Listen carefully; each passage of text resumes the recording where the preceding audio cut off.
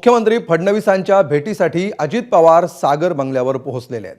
मुख्यमंत्री फडणवीस आणि उपमुख्यमंत्री अजित पवार यांच्यामध्ये बैठक सुरू झाली आहे। धनंजय मुंडेंसंदर्भात अजित पवार फडणवीसांसोबत चर्चा करणार का आणि या चर्चेतून काही ठोस मुद्दा समोर येणार का याकडे आता सर्वांचं लक्ष असणार आहे। अधिक माहिती घेऊया, आमचे प्रतिनिधी अभिषेक मुठा सध्या आपल्या सोबत आहेत। अभिषेक, या बैठकीबाबतचे अपडेट्स।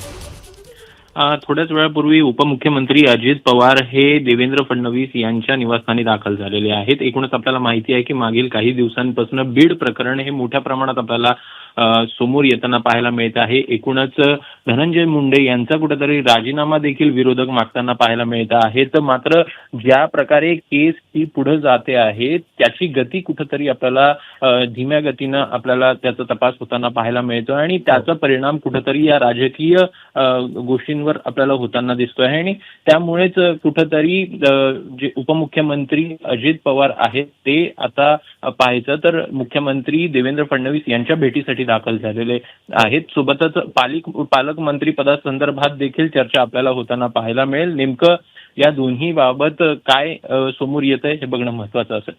निश्चित, धन्यवाद तूर्त अभिषेक या सविस्तर माहितीबद्दल। या भेटीनंतर काय होतं यावर एबीपी माझाचं लक्ष असेल। एबीपी माझा, उघडा डोळे बघा नीट।